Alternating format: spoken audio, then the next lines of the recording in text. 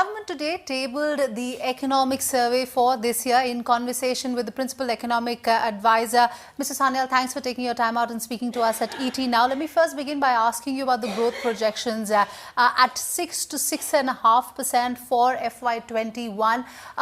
And this is still very optimistic compared to what the other global agencies are also saying, from the likes of IMF to World Bank. What makes the Indian government so optimistic about the fact that growth will pick up about 1 to 1.5% next year from this year? There's no doubt that the economy moderated significantly in the last few quarters. Now, I'm not in a position, obviously, to comment on, projections done by international agencies. It's their opinion. They are entirely free to have them.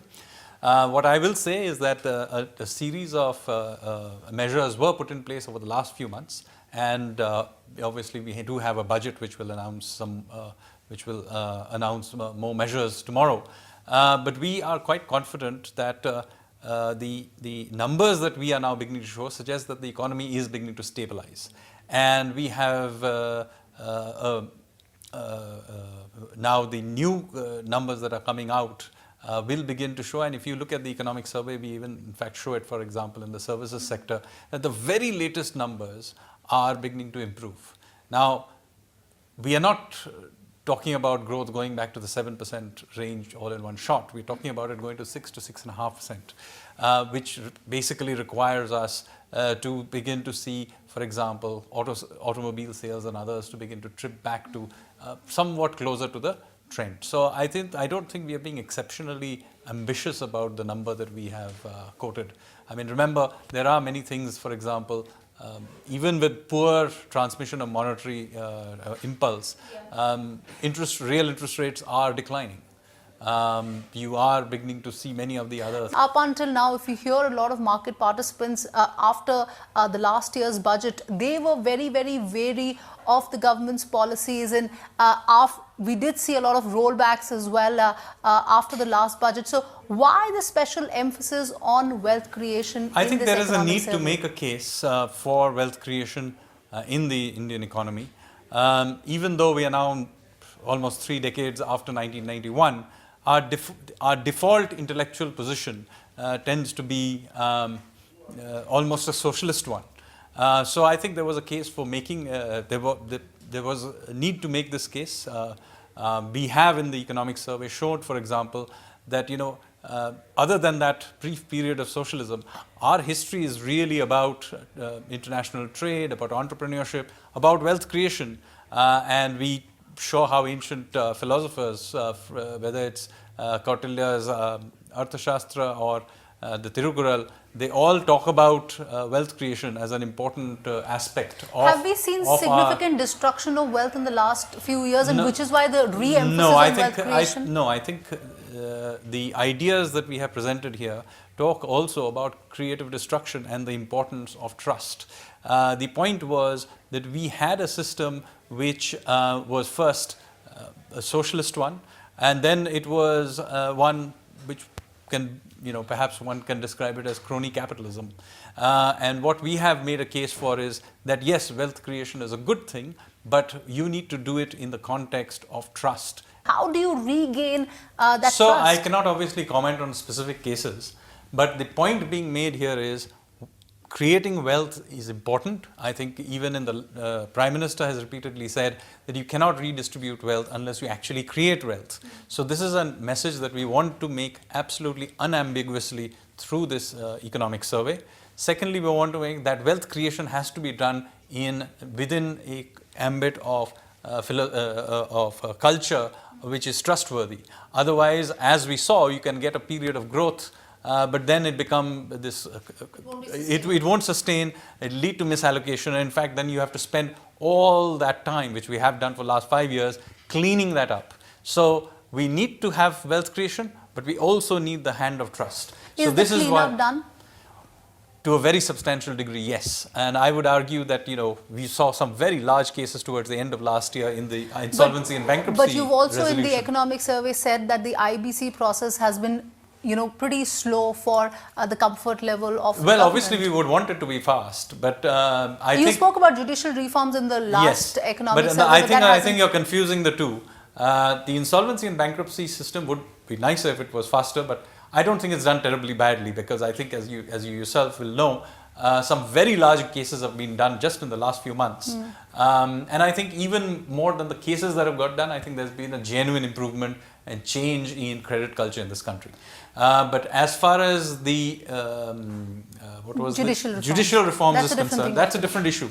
And in fact, it is there very much in the ease of doing business chapter this year. But we had last year dedicated a full chapter to this business of enforcement of contracts. I also, sir, must ask you about how, in the economic survey, in the first part, there is a significant emphasis that has been given on the areas where there should be no government intervention, or perhaps the government should, every time we see government intervention, it only distorts the entire market. And you've also spoke about the issue of debt waiver.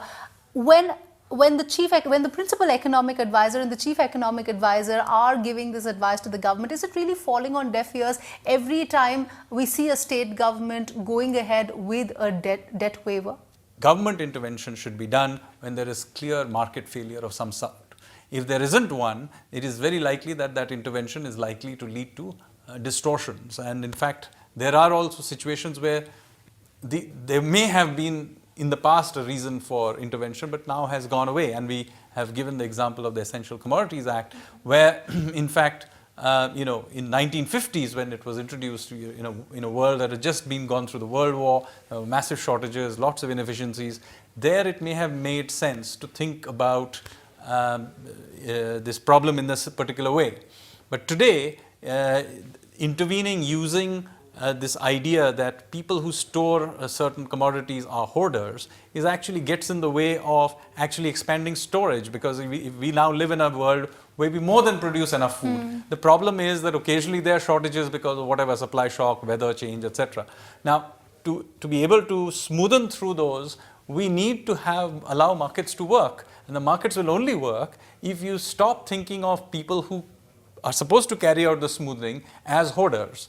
So that is a classic example where, in fact, by intervening in the market, we worsen the situation. We've also, by the way, made a case in other areas about privatization as well. There is a whole chapter on that, yes. So there are a whole bunch of areas where we have said that, look, there is a case for allowing the market to work in India.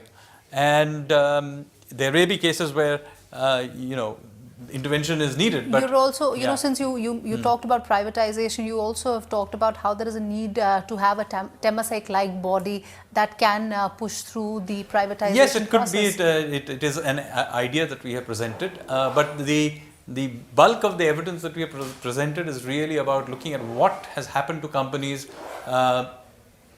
which have been privatized or disinvested at various ways before and after. So, and have presented that by and large, the evidence suggests that companies have quite prospered after they have been privatized. Let's also focus on the ease of doing business. It's something that the Prime Minister really prides himself over. We have seen significant improvement in the ease of doing business rankings as well. Yet we're, we're very, very far behind if you look at our export competitiveness. There is significant improvement that needs to be done in that area as well. Take us through some of the issues that have been highlighted, the kind of study that has been made with respect to this particular issue. Now, we have done, for example, looked at what is the process flow of logistics for exporters. And so we tracked say, consignments of carpets from UP to their warehouse in the US where it was going to be sold. Similarly, we did this with consignments of apparels from Delhi to also the US. Similarly, we did for looking at consignments of electronics going in and out of Bengaluru airport. Now, what we found is quite interesting, that there is serious inefficiencies in the process, particularly in our seaports. So just to give you an example, it takes 41 days for a consignment of apparels from Delhi to reach the US, but of this 41 days, 19 days are spent inside India. And even within that 19 odd days, 5-6 days are used up by transportation. A very large proportion is actually spent in the port, just hanging around because of customs, loading, unloading. Some of it is just sitting there because, the exporters don't know what sort of delay will suddenly happen, and therefore they pad the time with 4-5 extra days. So this is all hugely inefficient.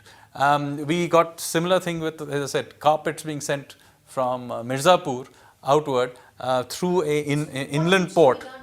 So what we did, the first and most important thing to do is to just map out the sheer inefficiency of it. Then you get a good sense. You see, we all know it's inefficient, but unless you actually take the trouble of mapping out the process, you will not know where to fix it. I mean, it's quite obvious, for example, that when we do know, we do smoothen out the process, we do very well. So just like our seaports are very inefficient, oddly enough, the electronics consignments going in and out of Bengaluru airport actually are world class. I mean, it does in hours. So we have the capabilities. We have absolutely. We just don't map it. I mean, we are doing in Bengaluru airport in hours what Nhava Sheva is doing in days. That is the kind of level of difference. All right, so on that note, many thanks for taking your time out and speaking to us at ET Now.